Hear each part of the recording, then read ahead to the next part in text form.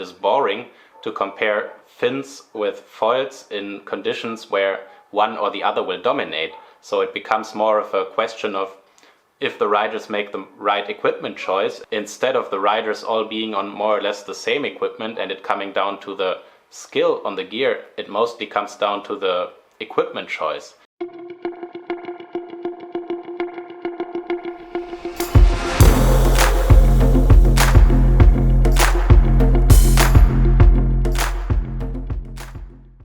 Alright guys, welcome to today's video. Today I want to discuss a topic that people seem to have a lot of opinions about, whether they're actually racing or not. And the topic is fin and foil. Should it be mixed into one discipline? And should the races be mixed with both fin and foil on the same course? I also want to give my own personal opinion on the topic and want to ask you guys what you think of this format. Should it be continued like the PWA and many national organizations are doing it at the moment? Or should the two disciplines not be mixed together and be separate? Okay, so let's take a look at the history of the discipline of slalom windsurfing in the PWA, which was reintroduced sometimes in I think around 2005, and before they only did some course racing for a couple of years. And yeah, slalom windsurfing was just the more popular discipline because it was closer to the beach and it was easier to understand and to follow what's happening compared to a course race where you don't really know who is in front and where the people actually are on the course. So at first the discipline started out with each competitor being allowed to register 2 boards and 4 sails for the discipline, until sometime later where they changed it to 3 boards and 6 sails, I believe. And I think the discipline slalom windsurfing has been really the most popular discipline, maybe along with waving, for the last 10 to 20 years. Because as you can see in the PWA, a lot of events were actually slalom events, whereas if you look at freestyle, there were only like a couple events, sometimes even like 1 event a year, whereas slalom usually had at least 4 to 5 events, sometimes up to 8 events per year. So it's safe to say it was quite a popular discipline. Then around 2015 to 2016, foil windsurfing actually became a thing. Before it was just like some prototypes you would see, but it was not really a common thing to be foiling in windsurfing. But around 2015 to 2016, a lot of people were jumping onto the foil and a lot of companies were starting to develop foils. So the PWA, I think, saw the potential of the light wind performance of the foils and also in course racing. So the PWA started to implement foiling as its own discipline in the first years. And in 2017 there actually was the first PWA foil world champion, which was Antoine Castel. And yeah, in these first few years the PWA really was still trying to figure out what the discipline was supposed to be, as they did both slalom and course racing in the discipline of foil. So there were some guys who were really good in the slalom discipline in foil windsurfing, and there were some guys who were really good in the racing discipline. Like for example, I think a lot of the Olympic guys from RSX came over to the PWA for the first time, which was kind of an interesting change, as they didn't really used to sail in the slalom discipline in the PWA, but the foil racing discipline was really attractive to them as it was kind of natural to the RSX discipline. So in these first few years, the discipline was both a mix of slalom courses and race courses. But as I've said previously, course racing is sometimes a little bit hard to follow, especially when you're watching like a live stream or a summary. You cannot really tell what's happening because the competitors are all over the place on the water, whereas in a slalom format you can really follow what's happening as all the competitors are on the same line and driving around the same buoys. So everyone from the beach and on the live stream actually knows what's going on, and it's a lot more fun to follow the discipline. And in around 2019 there was some frustration in the PWA, as there were some foil events where there was actually too much wind for foiling. Like I think in 2019 Costa Brava there was so much wind that at some days they couldn't even go out on the foil or had to wait for the wind to drop as it was blowing 50 knots. And then there were other events like PWA Marignane, I don't know really how to pronounce that, in France, but there was like no wind for slalom windsurfing and they didn't have the foil discipline there, so there was no result there where they could have been foiling. Okay, so yeah, let's check out this article on Windfoil Zone from July 2020. PWA new foil slalom format, what the pros say. Until now, foiling and slalom were 2 separate disciplines and each had some dedicated events in 2019. Many were frustrated because more flexibility between foiling and slalom gear would have offered more racing opportunities instead of waiting on the beach, for example, during events like Marignane and Costa Brava in 2019. Here it is. The big question is, when will the riders choose to make the switch? In medium wind conditions, 10-15 knots, we will probably see both slalom and wind foil gear in action in the same heat. So yeah, you can clearly see the intention of the PWA, why they did that change to combine foiling into the slalom discipline, because they really thought it was like an alternative for light wind, and they would guarantee results at events with implementing foil, as they could go in like 6-7 knots on the foil on a slalom course, and then when the wind picks up, the guys would just go on the fin like they used to. But then, of course, after they made that change, the pandemic really hit, and in 2020 there were actually no events whatsoever. There was no world champion, no slalom races, nothing. So this whole new format wasn't really done in 2020 and was postponed until 2021. And in 2021 we only see one event, and that was the PWA Tiberias World Cup. And yeah, by now the foil gear had actually developed quite a lot further over those 2 years. As I said, it just started in 2015-2016 that foiling became a thing in windsurfing. So at this time, foiling still really develops at a really fast pace and also improves at a really fast pace. So by the time the first race of combined foil and fin was actually done on the PWA, the foiling had gotten a lot better than it used to when they made that change to combine it into the slalom discipline. So what we saw at the PWA World Cup in Tiberias, Israel, was a really strong dominance of Nico Goyard on the foil, and I actually made a prediction video back for that event, and I didn't even have Nicolas Goyard in the top 10 in my prediction video, which was kind of funny, as he like dominated all the races and won the whole event in a dominating fashion. He just gets him on the last reach. Nicolas Goyard, he punches the sky. That is the perfect result for first place. Why did he win? Well, he was just beyond everyone else with his skills, with his equipment, which was really suited to strong winds. But also the event, I think, really favored the foils, because it was a place where there was like steep chop, which really slowed down the fin guys. And also it was super gusty, and they laid the course close to the beach for the live stream and everything.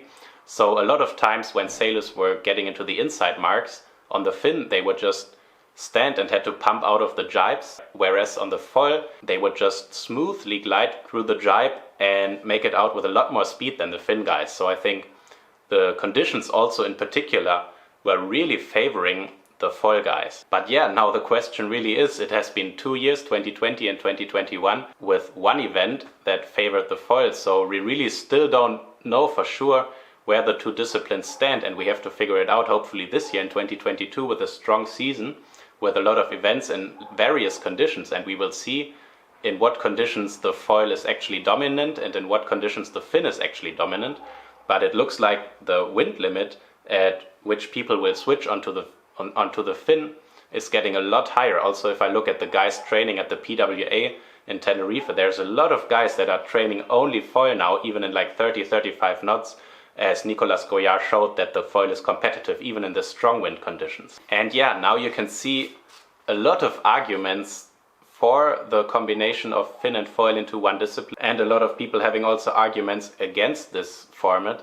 So there's a lot of good reasons, I think, why we should do it or why we shouldn't do it. So I just want to go quickly over the reasons why it is a good idea to do it in one discipline, and why maybe it is not such a good idea to do it in one discipline. Okay, so the biggest thing, I think, why the PWA chose to do it in one discipline is that they can just simply guarantee a result at most events. Because if you have the foil integrated into the slalom discipline, you can really start at like 6 knots and get results, whereas with the fin you really realistically need like maybe 12 knots. If you want to make it through a heat, as in the jibes, when people bunch up together, you cannot really plane through the jibes with 7-8 knots of wind. So of course this is a huge advantage for the PWA, as when they approach sponsors and they say we can maybe like guarantee a result in 95% of the cases, in 95% of the cases we will get some action for you and we will get your brand out there, compared to only doing fin where you maybe have like a 70% chance of finishing an event. It is of course a huge advantage. And yeah, on the other side, you hear a lot of people saying foiling and fin slalom windsurfing are really two separate disciplines and shouldn't be mixed together. Because you can really see on the course that the two different disciplines ride completely different. Down that bottom end though, on the fin, look at Jordi Vonk. He's gambled on the fin. Is it the right thing to do as Albo gets a little bit of a lift? It's definitely on that first reach. You have to be first. If you're not first on the fin, you're done. But then it's all about the jibe. But Nico Goya is so close. You know what's going to happen on this jibe. We've seen it time and time again. And in fact, Nico Goya might even be leading into this first mark. And it is Nico Goya in first place. Like, for example, if a Finn guy hits the start line right, on the first reach, if it's flat, he's accelerating a lot more than the foil guy. And in the jibes, usually the foils are just miles ahead of the fins. So the argument here really is that it is boring to compare fins with foils in conditions where one or the other will dominate. So it becomes more of a question of if the riders make the right equipment choice, instead of the riders all being on more or less the same equipment and it coming down to the skill on the gear, it mostly comes down to the equipment choice. So, for example, one guy who is not such a good sailor will choose the foil in one race, whereas another sailor who is probably a really good sailor chooses the fin, and it just comes down to luck. As, for example, in the first jibe mark, there's just a big lull, and the PWA, of course, won't cancel the race, as you could have chosen foil, but the guy with the fin is just getting unlucky, is getting stuck in the jibe, and the guy on the foil is planing through the jibe and getting ahead. So the question here really becomes, do we want to make it a choice about the right equipment, or do we want everyone to be more or less on the same equipment and it coming down to the skill on the same equipment? So yeah, that's like one of the main arguments of the people being against the combination of foil and fin into one discipline. Another argument why it is a good idea to implement both fin and foil into one discipline is that there is a lot less cancelled heats. So you need a lower wind limit for foiling. So if some guys on the fin get stuck, as I've said before, they will not cancel the heats, and there's just more flow in the event, as you will do one heat after another. And before, we saw a lot of times with slalom windsurfing only on fin, if the conditions were sketchy, they were doing like 5 heats and maybe 3 or 4 of them got cancelled, as the wind, there was just lulls at the jibes or whatever. And with foiling, this will happen a lot less often, so there's more flow in the events. So yeah, another big disadvantage is that now riders need to train on both fin and foil and cannot concentrate on only one, as it is one discipline with both fin and foil. They need to also prepare for both. So instead of having sailors that are really specialized in only fin slalom or only foil slalom, you have to really train both and cannot dedicate as much time as probably guys could before. As they were only fin slalom racing, they could dedicate all their time to only focusing on tuning and getting the maximum speed out of their fin windsurfing equipment. Now they need to prepare both. But yeah, is it really a disadvantage, or does it just make the sport more interesting? I don't know. And on the other hand, you see that it does kind of work with, for example, Nico Goya, who was only using his foil last year, and there was also one event, of course, but yeah, he was only using the foil and he became world champion. So he didn't even touch the fin one time throughout the whole 2021 season and still became world champion. So is the fin dying? I don't know. Then another advantage of combining the disciplines I see a lot of times is that guy says the PWA is the ultimate open class for windsurfing, and people should be allowed to use the fastest equipment in the possible given conditions, as it's not a one design class. So if the foil is faster, they should be allowed to use foil, and if the fin is faster, they should be allowed to use fin. Then another disadvantage is, as I've said before, the slalom discipline started out with 2 boards and 4 sails, then at some point it became 3 boards and 6 sails, and now with the implementation of foil, it's actually 4 boards and 7 sails. So a lot more equipment than it used to be. So also a lot more expensive if you don't have the sponsors. And for new guys coming into the sport, having to buy 4 boards and 7 sails and all the foil gear on top of that is really expensive. It's probably around like 50,000 euro all in all.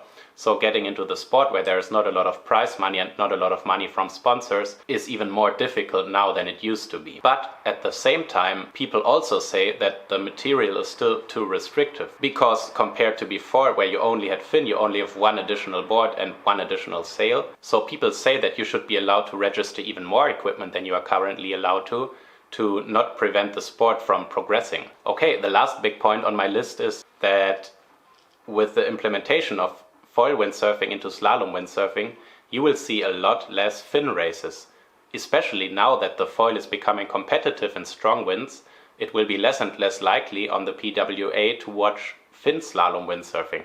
And why is that a disadvantage? Well, let's just check my videos, for example. I notice myself when I upload a video on foiling, it usually gets a lot less views than if I upload a video on speed surfing or slalom windsurfing. So I think a lot of people still have more interest in fin windsurfing than foil windsurfing, as maybe I think the reason is that it's too specialized. So if the PWA will only provide content with foil windsurfing, a lot of people might not really like it. And most of the people are still windsurfing on fins, so if they want to watch the World Cup, they also want to watch fin actions. So yeah, that's the last big disadvantage I can think of. If you can think of any other advantages or disadvantages, let me know in the comments. Now, my own personal opinion on the topic. Well, I think it's a really difficult choice to make if it's the right move or not. As you saw, there's a lot of arguments for doing it and a lot of arguments against doing it. And I think the PWA really does not have an easy decision to make here. But I personally think it should not be mixed into one discipline. It's really two different disciplines and they should do it as such. Because I understand the argument that you want to attract more sponsors, you want to attract results, but I think ultimately the foil discipline will develop on its own, especially with the IQ foil racing. And I think if we're heading down this path of including both into one discipline, the fin windsurfing will slowly die out as the foil is becoming more and more competitive. So in my own personal opinion, I think the two disciplines should not be mixed. But let me know what you think. I'm really interested, because I know a lot of you guys have strong opinions on that. And yeah, that's it for today. I hope you enjoyed this video, a little bit of a different video today. Hopefully the wind will come back soon, as we had like 1.5 weeks of really no wind here in Tarifa. So I'll see you in the next video, and until then, cheers!